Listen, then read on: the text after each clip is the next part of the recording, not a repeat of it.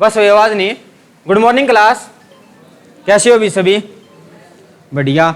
अब कृषि से रिलेटेड जो क्रांति आती हैं, रिवॉल्यूशन, उनके बारे में जिक्र करेंगे। सबसे पहली क्रांति हर बार आपको सुनने को मिलती है, हरित क्रांति, ग्रीन रेवोल्यूशन। क्या है भाई, उसके बारे में थोड़ा बहुत आप बताइए। हरित क्रांति, ग्रीन रिवॉल्यूशन।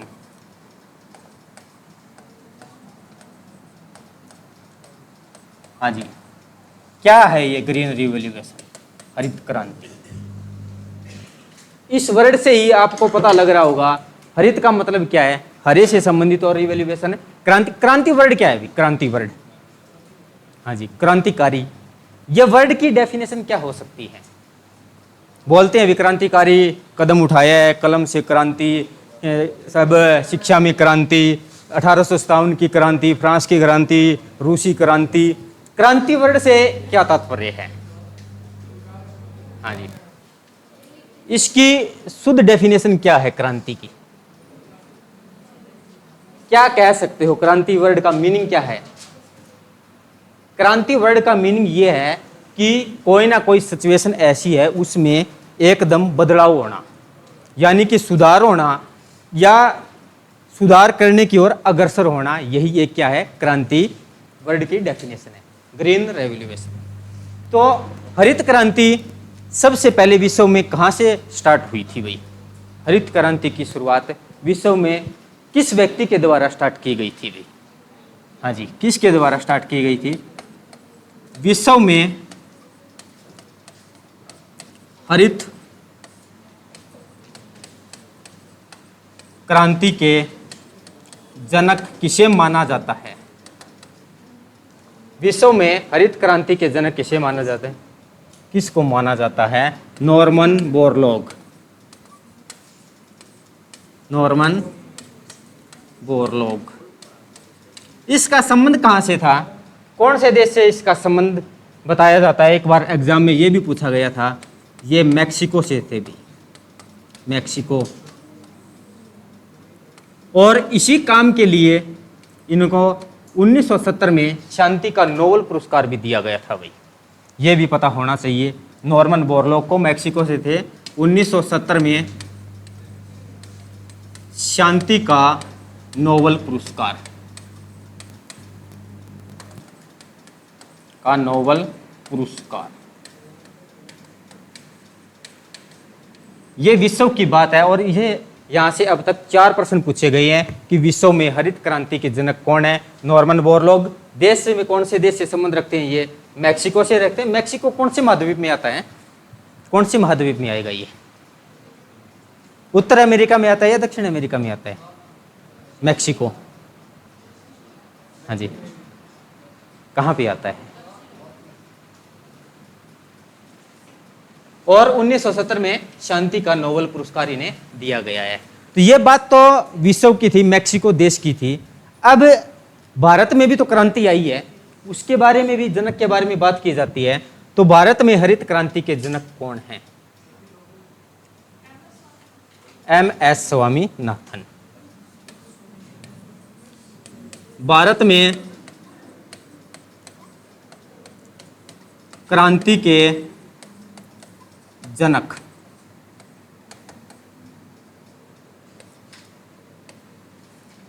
MS स्वामीनाथन। इनका संबंध कहां से था? कौन से राज्य से इनका संबंध बताया जाता है? या इनका संबंध बताया नहीं जाता है ही तमिलनाडु से, तमिलनाडु। और स्वामीनाथन की एक विशेष बात और भी है अभी, ये लास्ट सितंबर में इनकी मृत्यु हो चुकी है, डेथ हो चुकी है। प्रश्न बाई चांस पूछा जा सकता है कि सितंबर 2023 में स्वामीनाथन की क्या है, मृत्यु हो गई थी। और ये भारत में हरित क्रांति है, ये कब आती है? 1966-67 में, 1966-67 में। इन्होंने एक बुक लिखी थी, बुक पूछी जा सकती है, क्योंकि कोई व्यक्ति हो चाहे उसके अच्छे काम कब गिने जाते हैं, जब उनकी मृत्यु हो जाती है। जीते जी भी कितना ही अच्छा कर लेना, उनको कोई अच्छा नहीं कहेगा। अगर अच्छा कुआना है तो जिंदगी में भाई मरना पड़ेगा, उसके बाद ही बढ़ाई होती है भी कितना अच्छा बंदा था। जीते जी कभी नहीं होती भाई। Book to a hunger free world, to a hunger free world. हाँ जी, ये मैक्सिको से स्वामीनाथन क्या थे, हरित क्रांति लेके आए थे। यहां से क्या चीज लेके आए थे भाई, क्या चीज ले आए थे भाई, जिससे भी भारत में क्रांति आ गई थी एक समय। क्या क्या ले आए थे, उन्नत किस्म के बीज लेके आए थे वो, तो उससे उन्होंने क्रांति लाने के लिए काम किया था। कौन सी फसल के लिए वो क्रांति लेकर आए थे भाई, कौन सी फसल के लिए? अगर बात करें फसल,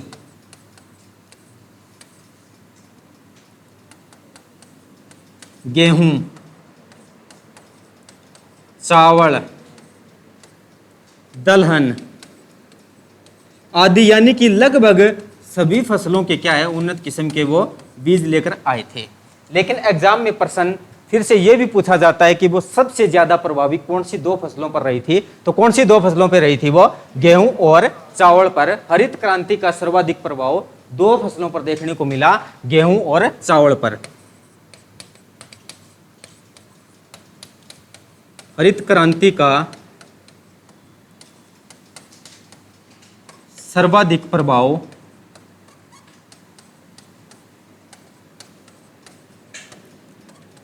गेहूं और चावल पर हुआ। यह एग्जाम में पूछा गया प्रश्न है, कौन सी दो फसलों पर हरित क्रांति का सर्वाधिक प्रभाव हुआ था? गेहूं और चावल पर। आगे आने वाले टाइम में अगर एग्जामिनर भाई और ज्यादा स्मार्ट हो जाए तो उनको भी देखे चलना पड़ेगा भाई। कहीं ना कहीं ओवर स्मार्ट हो जाते हैं ना, बोलते हैं भी ओवर स्मार्ट नहीं बनना चाहिए या ओवर स्मार्ट बन रहा है, बन रही है, तो उन चीज़ों का समाधान भी हम कर लेते हैं कि ये बात तो पूछ ली गई। आगे देखेंगे भी इन्होंने किस फसल पर कितना प्रभाव पड़ा था। जो गेहूं की फसल थी वो 5 गुना बढ़ गई थी, उनका उत्पादन 5 गुना अधिक हो चुका था, और चावल पर 3 गुना अधिक प्रभाव पड़ा था। गेहूं 5 गुना बढ़ चुकी थी भाई, 5 गुना, और चावल 3 गुना। ये पूछे जाने की संभावना है, और मैं चाहता हूं ये भी पूछा जाए। बहुत अच्छा प्रश्न बनेगा भाई।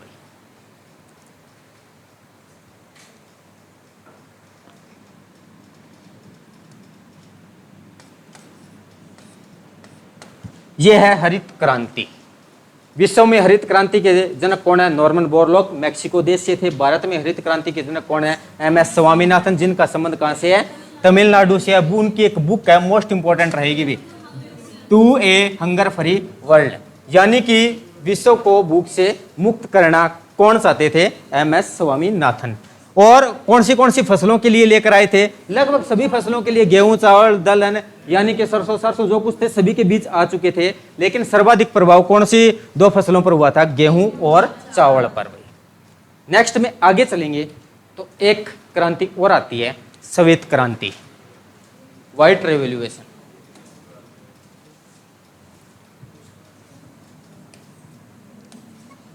श्वेत क्रांति।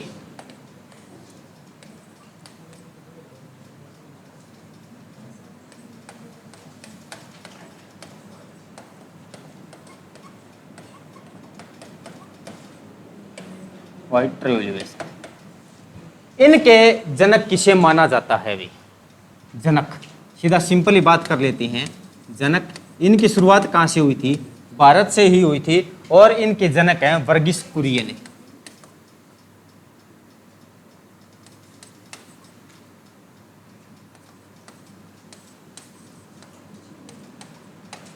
वर्गीस कुरियन। और शुरुआत कब होती है इनकी? 1970 में। और कहां से शुरुआत मानी जाती है? गुजरात से। और श्वेत क्रांति आपको इसी में दिख रहा है, व्हाइट रिवॉल्यूशन। ये किसके लिए हो सकती है?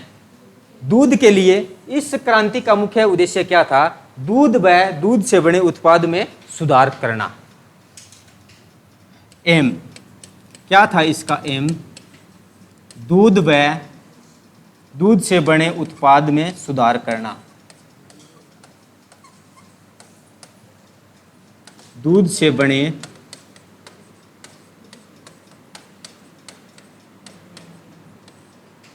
उत्पादों में सुधार करना।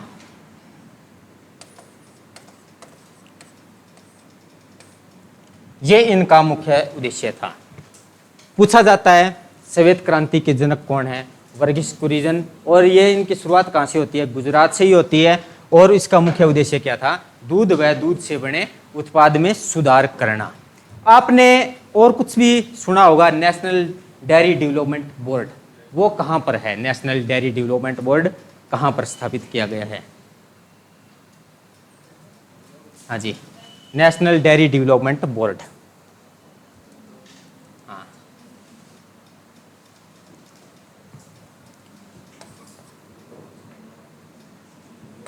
NDDB, national dairy development board.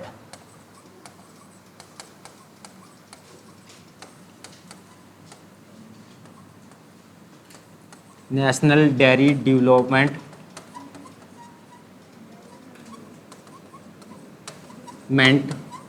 Board. ये कहाँ पर है? ये एक जिला है आनंद। आनंद जिला कहाँ पे है? गुजरात में। वहीं से ये श्वेत क्रांति की शुरुआत हुई थी। और ये कब बना था? 1965 में भी, 1965। और इसका हेड क्वार्टर, HQ का मतलब क्या है? Head quarter. यानी कि इसका मुख्यालय कहाँ पर है? आनंद, एक जिला है गुजरात में भाई। आनंद जिला पूरा लिख लेना, गुजरात। गुजरात। इसी वर्गीस कुरियन से एक बात और पूछी जाती है, भी बहुत ज्यादा फेमस है। इनका जन्म होता है, जन्म 26 नवंबर 1921। लेकिन इस जन्म से में 1921 से कोई लेना देना नहीं है। अगर आप याद रख पाते हो तो भी अच्छी बात है। लेकिन इनके जन्म दिवस पर क्या है भाई? नेशनल मिल्क डे बनाया जाता है। भाई नेशनल मिल्क डे वो कब बनाया जाता है? 26 नवंबर को। ये बात पूछी गई है। और एक बात एग्जाम में ये भी पूछी गई थी, जो राष्ट्रीय दूध दिवस है इसकी शुरुआत कौन से ईयर की गई थी? तो वो 1970 में की गई थी भाई, नेशनल मिल्क डे।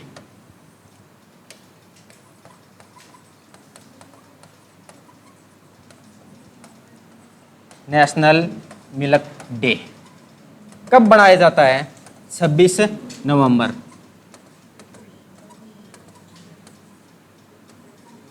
और इनकी शुरुआत स्टार्ट 1970 में।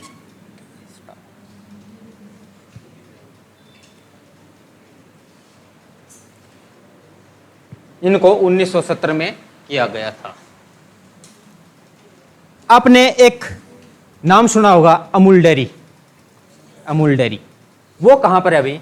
वो भी गुजरात में ही है। और वो आनंद में जिले में ही उनका भी मुख्यालय, उन्हीं की शुरुआत वहीं से मानी जाती है अभी, अमूल डेयरी।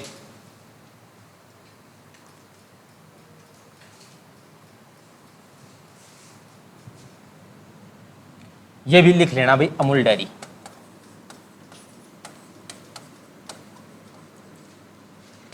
अमूल डेयरी आनंद इसी में है। और ये अमूल डेयरी कब बनी थी भाई? अमूल डेयरी कब बनी थी? कोई बता सकता है? इससे पहले बनी है या श्वेत क्रांति से या बाद में बनी है? हाँ, पहले बन सकती है या बाद में ही बनी है? ये पहले बन चुकी थी 1946 में। क्योंकि अपने पास दूध तो था लेकिन भी उसमें बढ़ोतरी नहीं हुई थी। बढ़ोतरी तो क्रांति के बाद में हुई है। तो क्रांति के बाद में बढ़ोतरी होती है तो क्या होगा उसमें भाई, ये नेशनल डेयरी डेवलपमेंट भी बोर्ड भी उसके भी बनाया गया था, ये शुरुआत हो चुकी थी, लेकिन जब हमारे पास में कोई ना कोई रिसोर्स हो तो कोई हम क्रांति ला सकते हैं। तो नेशनल डेयरी डेवलपमेंट बोर्ड भी बन चुका था, नेशनल डेयरी भी बन चुकी थी। अब क्रांति आई तो भाई उसका सीधा क्या है, अभी काम ही करना है। अगर कहीं क्रांति लाए और बाद में ये बोर्ड वगैरह बनाए, डेयरी वगैरह बनाए, तो समय और ज्यादा लगता है, तो भाई उसमें ज्यादा वो प्रभावी सिद्ध नहीं होती। और इसकी स्थापना कब होती है? 1946 में। 1946। ये दो क्रांतियां हैं, हरित क्रांति और श्वेत क्रांति।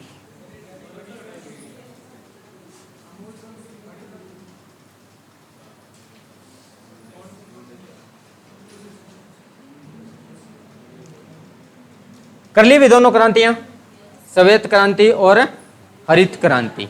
अब इसी में आगे चलेंगे, जो क्रांतियां आएंगी अब थोड़ा थोड़ा ही है, अब ज्यादा उसमें ज्यादा जानकारियां नहीं मिलती, क्योंकि उनसे प्रश्न सीधा ही वन लाइनर पूछे जाते हैं। ये किससे संबंधित है?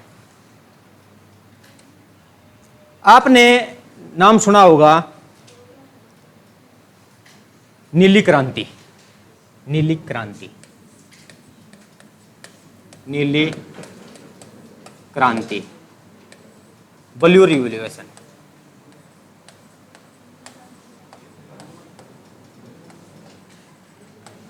हाँ जी, ये किससे संबंधित है? ब्लू क्रांति। फिर इसी से रिलेटेड एक और आएगी, गुलाबी क्रांति। गुलाबी क्रांति, हाँ जी, गुलाबी क्रांति, पिंक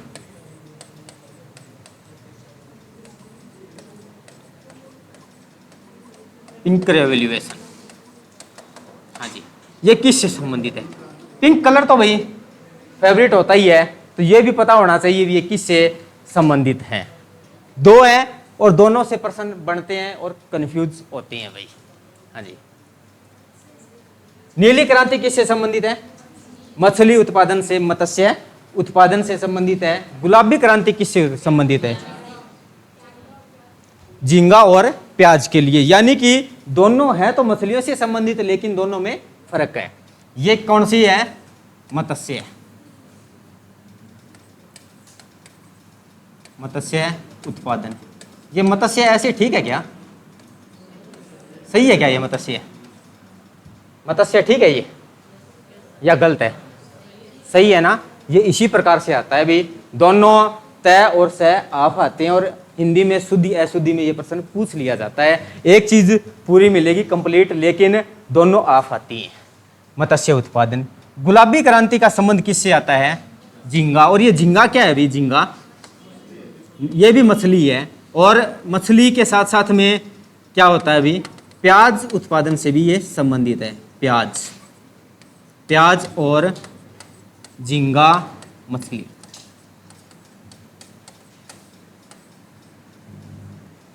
भारत में सबसे ज्यादा मछली उत्पादन करने वाला राज्य कौन सा है? कौन सा है?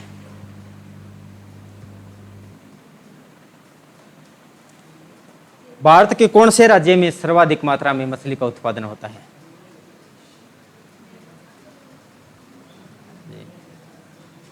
कौन से राज्य में होता है? ये जो अपने प्रायद्वीप भारत के जितने भी राज्य हैं सभी समुद्र से लगते हैं, सभी उत्पादन करते हैं, या कुछ एक दो ही, दो तीन ही करते हैं, या एक दो ही करते हैं, या 9 है, 9 के 9 राज्य ही उत्पादन करते हैं?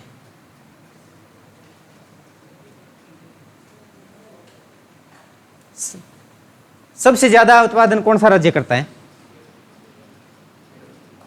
केरल करता है। तो कौन सा करता है? बंगाल सेकंड नंबर पे है मित्र। हाँ, सेकंड पे है। सबसे ज्यादा उत्पादन मैं बता देता हूं आप लोगों को। पहले नंबर पे आता है आंध्र प्रदेश, सेकंड पे आता है बांग्लादेश, और थर्ड पे आता है गुजरात। इसके पीछे आप थोड़ा बहुत लॉजिक बता सकते हो क्या भाई? क्या कारण है? राज्य तो और भी बचे हैं, उत्पादन वो भी तो कर सकते थे, लेकिन यहां पर लॉजिक क्या हो सकता है इसके पीछे? हाँ जी, क्या कारण हो सकता है? इतनी ज्योग्राफी आपको पढ़ाई है मैंने हद से ज्यादा।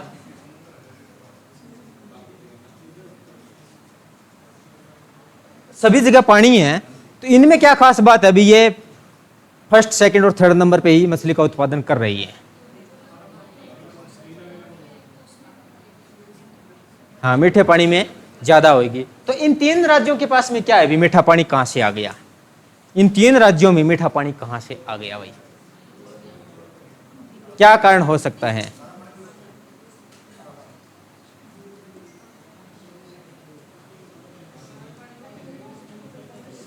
अरे महान विद्वानों और विदुषियों, यहां पर आपको कितनी बार बताया है कि सिंधु नदी आती है, वो कहां पर आती है? नदियों में पानी कैसा होता है? मीठा होता है। समुद्र में जाएगी तो वो क्या होगा? खारे में मिलेगी, लेकिन कुछ एरिया तक तो मीठा पानी रहता है, बाद में आगे जाने के बाद में ही खारा होगा। यहाँ पर कौन सी 2 नदियां आती है? गंगा और ब्रह्मपुत्र आती है। यहाँ आंध्र प्रदेश में कौन सी आई थी? गोदावरी और कृष्णा नदी का फ्लो किस तरफ से था? ये आंध्र प्रदेश से ही बंगाल की खाड़ी में जा रही थी, और छोटी मोटी नदियां और भी थी। तो इस वजह से यहाँ पर क्या है? इन राज्यों के पास में मीठे पानी की सुविधा है, जिससे भी मछली का उत्पादन यहाँ पर सर्वाधिक मात्रा में होता है। इसी के लिए ही सबसे पहले भी नदियां पढ़ाई, और आगे भी कंटिन्यू फॉर्म में भी बेस बनाते हुए आगे चले। तो ये आंध्र प्रदेश में सर्वाधिक मात्रा में होते हैं। और आंध्र प्रदेश में एक जिला आता है नेल्लोर जिला, तो उसको क्या कहा जाता है? किंग ऑफ झींगा के नाम से जाना जाता है। यह प्रश्न पूछा गया था भाई। यह पूछा जाता है सिंपल भी, गुलाबी क्रांति किससे संबंधित है? प्याज और झींगा मछली के लिए। और एक जिला आता है नेल्लोर जिला आंध्र प्रदेश का, उसे किंग ऑफ झींगा के नाम से जाना जाता है भाई।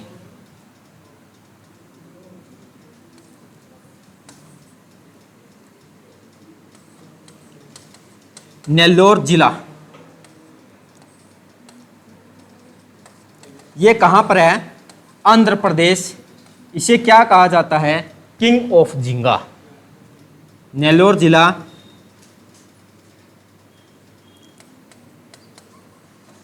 किंग ऑफ झींगा के नाम से जाना जाता है। और यह प्रश्न पूछा गया है भाई, किंग ऑफ झींगा किसे कहा जाता है?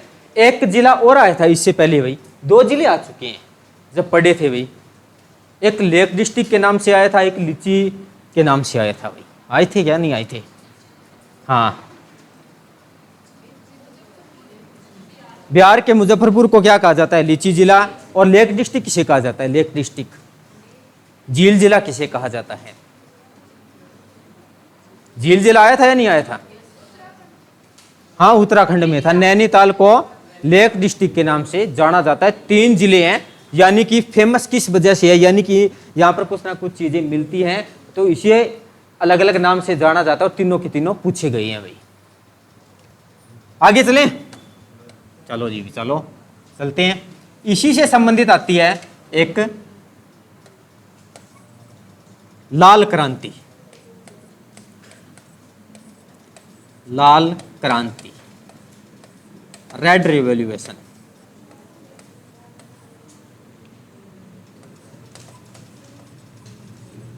रेड रिवॉल्यूशन ये किससे संबंधित हो सकती है? लाल, ये किससे संबंधित हो सकती है?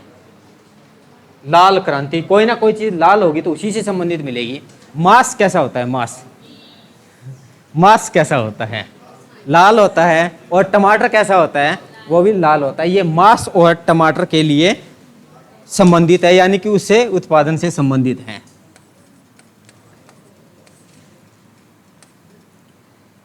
मांस और टमाटर से संबंधित है।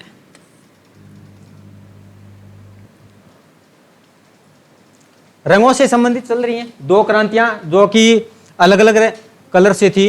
नीली क्रांति किससे संबंधित है? मत्स्य से संबंधित है। गुलाबी क्रांति प्याज और झींगा से संबंधित है। लाल क्रांति मांस और टमाटर से संबंधित है। अब उसके बाद में आती है एक क्रांति, पीली क्रांति। पीली क्रांति, पिंक। हाँ जी, पिंक। येलो, अच्छा जी हाँ,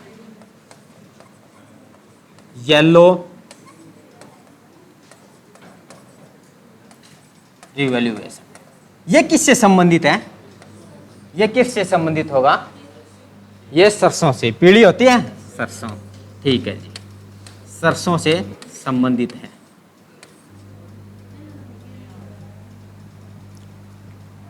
पीले फूल आते हैं उस पे। हाँ जी, पीले फूल आते हैं, सरसों से संबंधित आएगी पीली। हाँ जी, हाँ मधुमक्खी में आगे आएगी, चिंता ना करो यार, चलते चलो आप लोग। नेक्स्ट में बात करते हैं गोल क्रांति। गोल क्रांति, हाँ जी, राउंड।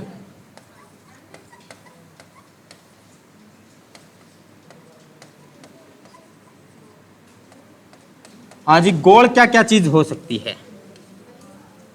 कौन सी चीज हो सकती है गोल? हाँ गिंडी हो सकती है। हाँ होती है, अभी गोल होती है, बात गोल की पूछी गई है, फुटबॉल बोल दो क्या बात होगी। हाँ ये गोल क्रांति आलू से संबंधित है, अभी आलू से संबंधित है, रिलेटेड टू पोटैटो, आलू से संबंधित है। फिर आगे चलेंगे, एक क्रांति आती है स्वर्णिम क्रांति। स्वर्णिम क्रांति, गोल्डन रिवॉल्यूशन।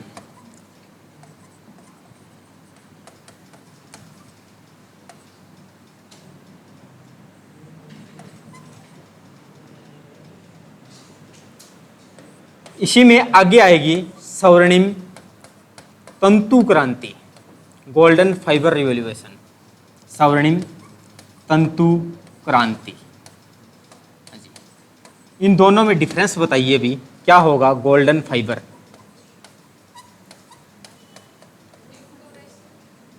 हाँ जी, गोल्डन फाइबर रिवॉल्यूशन, ये आर है, इसे डिनोट कर लेना भैया आप, आगे चलता रहेगा ये डॉट डॉट, ये लगा देते हैं तो इसका मतलब क्या हो जाता है, ये पूर्ण रूप से अपने आप में रिवॉल्यूशन है। क्या फर्क है भाई स्वर्णिम क्रांति और स्वर्णिम तंतु क्रांति? हाँ जी, सोना कैसा होता है? सोना, सोना कैसा होता है? कलर में कैसा होता है? पीला होता है, लेकिन हर चमकती चीज सोना नहीं होती, तो उसी से संबंधित आ जाता है। शहद कैसा होता है देखने में? शहद, ये भी पीले टाइप में होता है, सोने जैसे कलर का ही होता है, लेकिन एक्चुअली में सोना नहीं होता, तो ये शहद के लिए आती है अभी। और शहद के साथ साथ फलों का उत्पादन भी इसी में किया गया था, फलों के लिए इनका संबंध रहता है, related to fruits and honey. कौन सी आएगी? Golden revolution. फिर आएगी स्वर्णिम तंतु, ये किससे संबंधित आती है? स्वर्णिम तंतु ये जूट से संबंधित आएगी, जूट उत्पादन, जूट उत्पादन। और भारत में सर्वाधिक मात्रा में जूट का उत्पादन कहाँ पर किया जाता है? वेस्ट बंगाल में। कितना किया जाता है? 75%, यानी कि भारत का 75% जूट उत्पादन वेस्ट बंगाल में होता है। अरे ये जूट एक फसल है, हाँ जी फसल है। ये कैसी होती है इसके लिए भाई गूगल सर्च कर लेना, फिर आपको बहुत अच्छे से समझ में आ जाएगी। हाँ आगे चलेंगे, क्रांति आती है इंद्रधनुष, इंद्रधनुष क्रांति। आवाज नहीं भाई, इंद्रधनुष क्रांति। इंग्लिश में क्या बोलेंगे इसको? इंद्रधनुष कब दिखाई देता है हमें? हाँ बारिश के समय में दिखाई देता है, तो और बारिश के समय में उसी से एक वर्ड क्या बनेगा? इंद्रधनुष, रेनबो, रेनबो रिवॉल्यूशन।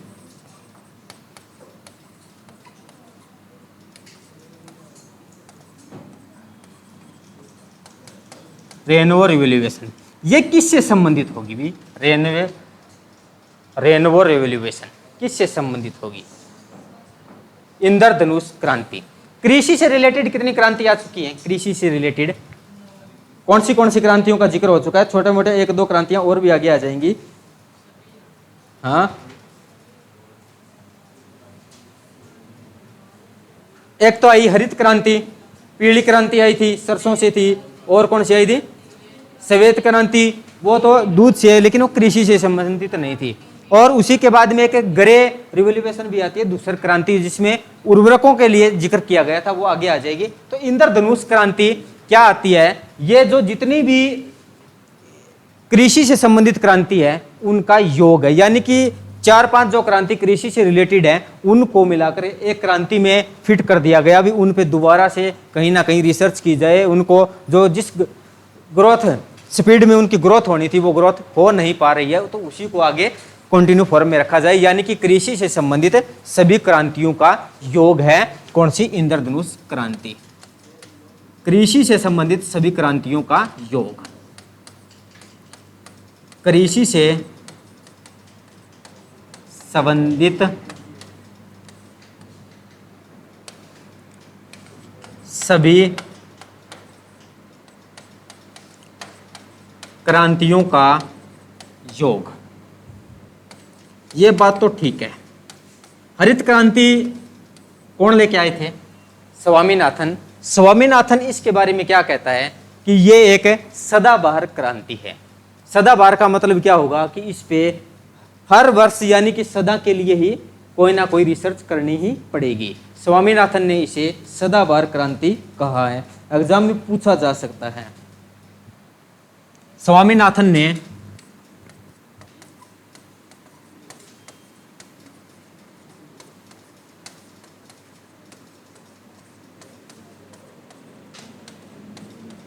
इसे सदाबहार क्रांति कहा है।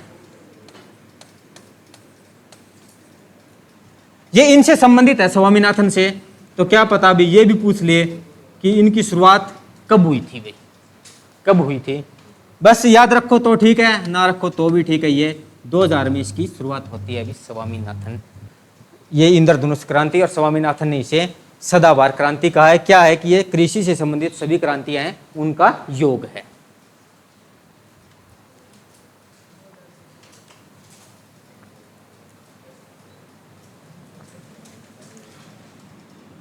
आगे चले, एक क्रांति आती है तिरंगा क्रांति।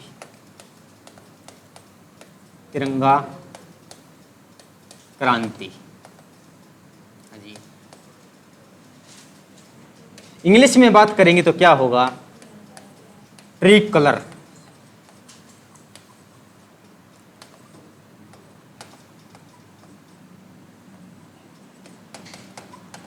Tree colour revolution. ये तिरंगा किससे संबंधित है, तिरंगा किससे संबंधित है, तिरंगा यानी कि अपने वही जो राष्ट्रीय ध्वज है उसी से संबंधित है। कौन से कलर आते हैं उसमें, सबसे पहले कौन सा आता है, केसरिया, या उसको हम कह सकते हैं कि भगवा कह सकते हैं, भगवा, ठीक है जी। बीच में कौन सा आएगा, सफेद आता है। फिर कौन सा आएगा, एक हरा आएगा। ये 3 रंगों को मुख्य रूप से इन्होंने शामिल किया था। भाई भगवा रंग किससे संबंधित माना जाता है, जो सौर ऊर्जा से चीजें बनाई जाती है, जैसे सोलर प्लेट से हम बिजली उत्पादन करते हैं, तो उनको भगवा कलर में उनको शामिल किया गया था। हरे कलर में किसको शामिल किया गया था कि जो हरी दाल होगी, प्रोटीन वाली दाल है, उनकी गुणवत्ता में क्या करना, सुधार करना। और श्वेत क्रांति किससे संबंधित आती है, ये मवेशियों से संबंधित आती है। यानी कि मवेशी क्या होते हैं, हाँ जी, मवेशी क्या होते हैं, सौर ऊर्जा से संबंधित रहेगा, ये मवेशियों से संबंधित है, मवेशियों से संबंधित।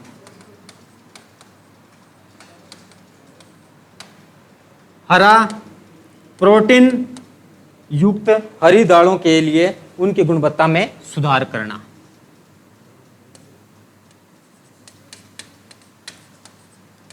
प्रोटीन वाली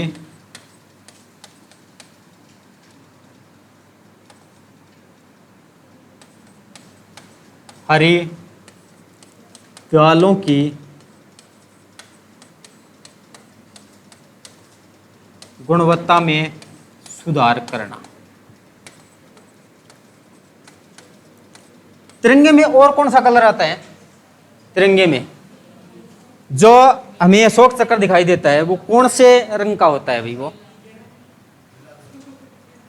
ऑप्शन आते हैं उनमें, पहला तो आएगा काला, फिर आता है नीला, गहरा नीला, या और कुछ भी कैसा भी हो सकता है। तो वो गहरा नीला आता है ना, वही ऑप्शन में आता है। दिखने में वो कैसा दिखाई देता है, दिखने में वो कैसा दिखाई देता है, ब्लैक दिखाई देता है, लेकिन होता क्या है, वो गहरा नीला होता है। और नीले से ही इनको बाद में उसी से संबंधित एक क्रांति और बना दी गई थी, नीली क्रांति। वो एक नीली क्रांति पहले भी आई थी, वो मत्स्य से संबंधित थी, लेकिन ये जो तिरंगा क्रांति है ना, उसी में जो नीली क्रांति का अगर जिक्र स्पेशली बोल के पूछेगा ना कि ये नीली क्रांति किससे संबंधित है, क्योंकि ये रंग से संबंधित है, या नीला रंग भी कह सकते हैं, भी नीली रंग वाली क्रांति कहेंगे, नीली रंग क्रांति। ये किससे संबंधित होती है, नीली रंग क्रांति। और नीला रंग किसका होता है, जो नेचर में हमें थोड़ा सा दिखाई देता है लेकिन एक्चुअल में नहीं होता, किससे हो सकता है, किससे होता है, जो स्वस्थ जल होता है ना, उसका हमें रंग कैसा दिखाई देता है, नीला ही दिखाई देता है, लेकिन एक्चुअल में वो जल रंगहीन होता है, लेकिन दिखने में हमें क्या है, वे नीला दिखाई देता है। तो ये स्वस्थ जल के लिए बनाई गई थी नीली क्रांति, जो रंग से संबंधित थी। हाँ, ये इसी में है, स्वस्थ जल, सिंपल कर लेना, जल से संबंधित है, शुद्ध जल से संबंधित है। एक दो क्रांतियां और बची हैं, अब ज्यादा नहीं है। एक आएगी दूसर क्रांति।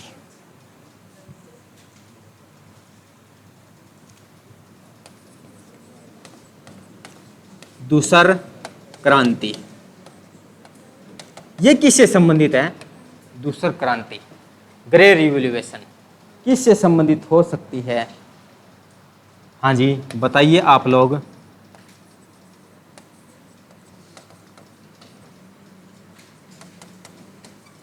ग्रे रिवोल्यूशन ये उर्वरक से संबंधित है, उर्वरक, उर्वरक से संबंधित है। अब उर्वरक की बात आई है तो भाई किसकी बात आएगी, कृषि की। और कृषि के संबंध किसे, कौन से व्यक्ति का है, स्वामीनाथन। इसका जनक भी स्वामीनाथन को ही माना जाता है। हाँ जी, स्वामीनाथन जनक पूछ सकते हैं, क्योंकि अब वो हाल फिलहाल में क्या है, चर्चा में है, स्वामीनाथन।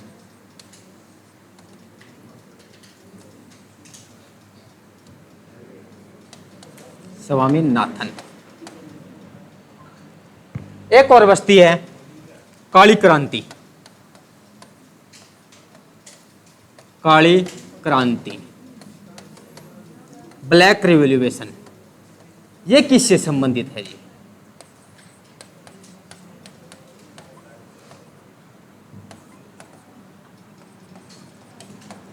हाँ जी, ब्लैक रेवोल्यूशन ये किससे संबंधित हो सकती है? एग्जाम में बहुत बार पूछी गई है काली क्रांति। अब काला रंग किसका होता है? अब काला रंग किसका होता है? हाँ?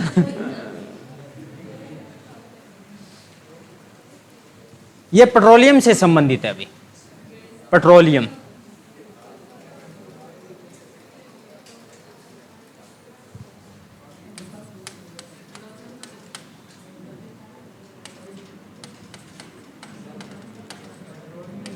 पेट्रोलियम उत्पादन।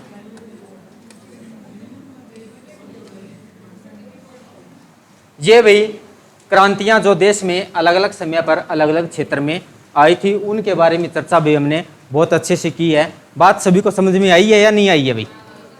कोई ऐसा स्टूडेंट जिसको नहीं आई हो? अरे ये ग्रे है, ग्रे, दूसर क्रांति, इसी का ही इंग्लिश में नेम है। ये उर्वरक से संबंधित है, जनक इसके स्वामीनाथन है। उर्वरक यूरिया खाद, हाँ जी, पोटास, जिंक, उनके जो संबंधित आते हैं ना, वही बात आएगी, उर्वरक वही होते हैं।